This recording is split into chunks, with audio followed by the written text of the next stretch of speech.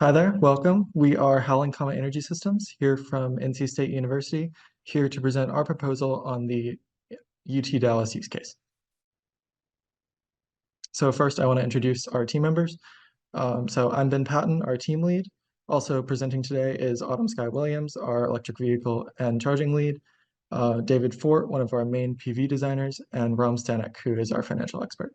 I also want to give a huge shout out to our advisors and our industry consultants. This project would not have gotten done without them. So one of the first things we did was to list out our constraints and goals given from UT Dallas. And the first goal was maximizing electricity offset at the lowest cost. As well, advancing the ranking of UT Dallas in the international STARS rating from a gold to a platinum rating, which only 14 other institutions have in the world. And in advancing sustainability, it as well can boost the attractiveness of the campus for future students and employees, while adding academic value towards UT Dallas students towards working towards a more sustainable future. For our constraints, we were given 23 potential sites for implementing rooftop solar, only 9 of them which are confirmed safe to implement PV on, and as well surrounding areas around the campus that didn't have any environmental or development constraints.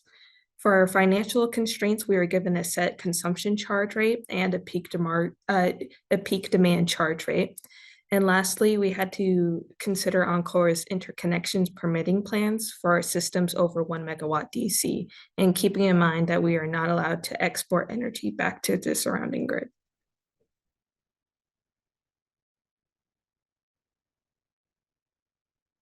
Here's an overview of our proposed systems for UT Dallas, including 5 sites. 3 of them are rooftops as seen in the red of our picture, with Green Hall, Administration Building, and Student Services, a building addition.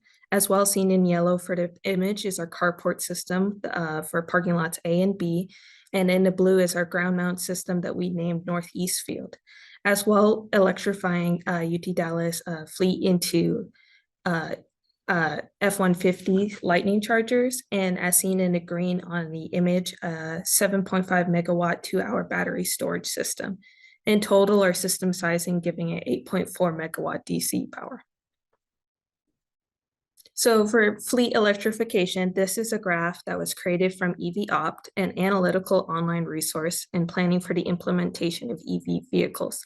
As you can see in a graph, the red represents what a diesel fleet truck would look like versus EV truck after a 10-year lifespan. And from this graph, you can see that you would be saving about $9 million after the lifespan in converting over to EV chargers. For inputting this data, we had to make a bunch of assumptions from the load data given to us from UT Dallas, including the set times that's shown of charging times and when the trucks were out. So in the morning, there was 4.5 hours, and in the evening, there was 3 hours where the trucks were not being charged. However, we were not given any data about how far the trucks were traveling. So we picked the assumption from an annual average mileage of a pickup truck and did 64 miles a day, that all of the fleets were going out versus the time that they were being charged. And in total, if you're converting towards EV fleet, you'd be offsetting your carbon emissions, the equivalent of 1,542 acres of forest, and having a net emission savings of 510 tons per year. For the chargers of the fleet, we looked into level 3 chargers with a max rating of 150 kilowatt output, assuming that UT Dallas invests to 2023 or older generation of the F-150 Lightning, allowing less chargers to be implemented, but still charging the entire fleet of 60. And in using the highest rating of 2023 and older could take, it allows any emergencies of a power outages to allow the fleet to charge back to the campus grid with a greater charge amount from the battery, and as well a quicker charging rate time in case one of the trucks were needed outside of the normal charging times. As seen in the graph, this shows that through the managed charging scenarios represented in the blue, that it can minimize the cost and demand charges in only having a charging rate of 265 kilowatts, while the unmanaged charging scenario represented in gray shows a much higher peak demand that can negatively impact financial performance.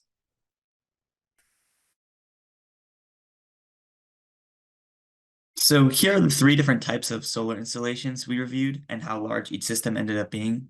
For the inverter and panels, we ended up using Canadian Solar as our supplier. Just choosing just one company helps make our design more consistent and reduce mismatch losses. For the rooftop designs, we chose 3 roofs in particular after looking through all the available roofs in the use case. We chose the roofs with the most uniform geometry and the least amount of shading on them. For the rooftop system, we had the panels facing south at a tilt of 32 degrees, which is roughly the latitude of UT Dallas, which is a helpful rule of thumb for calculating the tilt of panels. The panels and inverters were also chosen with size in mind. Since the rooftops are relatively small, we chose to work with the smaller panels and smaller inverters. For the ground mount designs, since each field is very large, we're able to use the larger panels and inverter to more efficiently produce energy. The efficiency of larger systems will make up for the larger upfront costs, and we also chose to use single axis tracking because they end up being more efficient in the long run as well. The carport designs were angled based on the existing parking spaces, so it was forced almost to have an azimuth of 125 degrees. Since it's no longer facing exactly south, the rule of thumb doesn't really apply anymore, so we had to calculate a new angle. This was done by progressively changing the angle in our Aurora simulation until the production was calculated to be the most. In total, our systems had a production of around 14.2 gigawatt hours combined.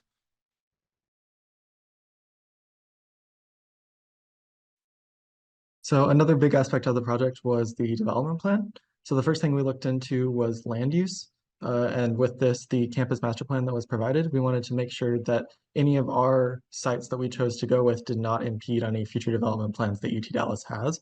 As well, in land use, we looked at other maps such as soil surveys, wildlife maps, and flood zones to make sure that our project does not adversely impact the environment and that the environment does not adversely impact our project in the long run.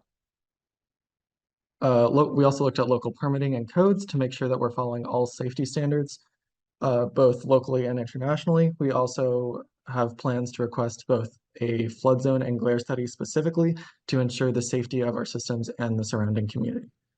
Regarding interconnection, we have 2 sites, our ground mount and our carport system, that require interconnection based off of their high DC capacity. We're aware that interconnection can easily become the most time-consuming and costly part of the project, and we want to plan to work closely and proactively with Oncor to ensure a stable timeline for the project. Regarding community engagement, it's a super important project or super important part of any project. We plan to host bi-weekly town hall meetings to address any community concerns and obtain their overall input on the project. We also have other community engagement and energy equity plans outlined in our proposal, including, as you see on the right, these are called havens, which are solar-powered canopies that we propose adding to central locations on the campus to further boost interest in sustainable development. We propose a generous 10-month project timeline, which, along with our detailed construction staging analysis, should allow most of the construction for these sites to be completed over UT Dallas's summer break, which is when the area will be less populated and parking will be less of an issue, especially for the construction that has to take place on the carport system. Regarding a distribution analysis, we developed a distribution analysis to ensure that our systems would not overload UTD's capacity for photovoltaics. We found that even with our total system size, which is about 8.4 megawatts, the main 12.7 MVA capacity line running through campus will not have any issues hosting the additional load from our solar. Yeah, so taking a look at our financial performance here, there's a few key takeaways.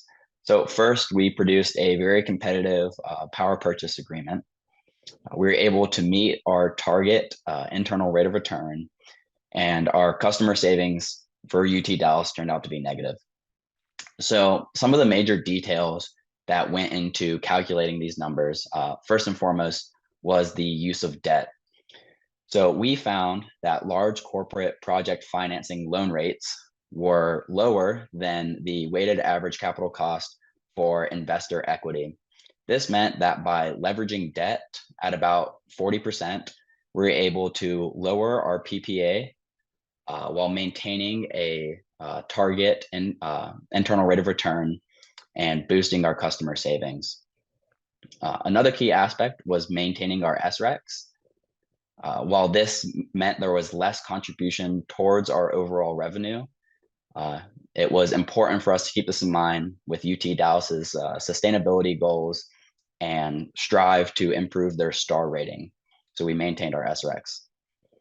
Our PPA timeline was the base assumption of 20 years with a 10-year contract extension happening at year 20 and assuming a continuous trend of the 20 years prior. Now, we chose this because it allowed us to maintain similar investor savings while boosting customer savings as compared to a PPA timeline of 20 or 25 years with a buyout of the system afterwards. So the main challenge we found with our financials was producing positive customer savings. The reason we ran into this problem is the way we went about solving for our customer savings. We did a one-to-one data set subtraction of the load and production data and found that on our own, our solar arrays did not have a large impact on the total daily peak kilowatt. This meant that for our financials, we were largely working within the 2 cents per kilowatt hour range. And even though we had very competitive PPA prices, it still managed to produce negative customer savings. So taking a look at some of the methodology we used for our project, there was 3 key things we kept in mind. That was maximizing capacity while maintaining profitability and grid compatibility. To do this, we had an iterative process. This started in our first semester working with Helioscope, starting our designs, and in second semester, pushing those designs onto Aurora, and then later onto SAM, and working between SAM and Aurora to produce the most accurate data set numbers we can. During this entire process, we used the financials to check over all the scenarios we created to help us narrow down on specific site locations and grid designs to not only produce the highest capacity, but the most profit of these designs. We also made sure to maintain the aesthetic appeal of our arrays. Part of this was doing our glare study, as mentioned earlier, as well as producing arrays that would engage the community and the campus and students in sustainability. As mentioned earlier, our customer savings, we took a very realistic approach to make sure UT Dallas had a good understanding of what they were truly getting with these arrays. Another example of this can be seen in our campus load graph. So we found some pretty inconsistent outliers in the provided load data. These outliers we did not believe represented the actual load data well. So we massaged the data using the average data points around it to produce a more consistent and realistic load data that would provide better data point outcomes for UT Dallas.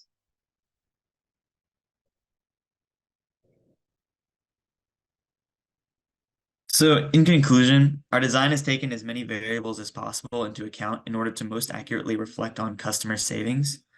Our fleet system calculations use algorithms from a national lab to best represent the potential savings from using electric vehicles versus diesel. We also hope to provide the option for UT Dallas to make their system more resilient, letting our customer remain flexible. And at the very end of the day, we made sure to keep the client's goals at the forefront of our project, which is their desire for sustainability. And so every stage of our project seeks to also present UC Dallas as a powerhouse in sustainability and hopefully gain the Platinum Stars rating. Thank you.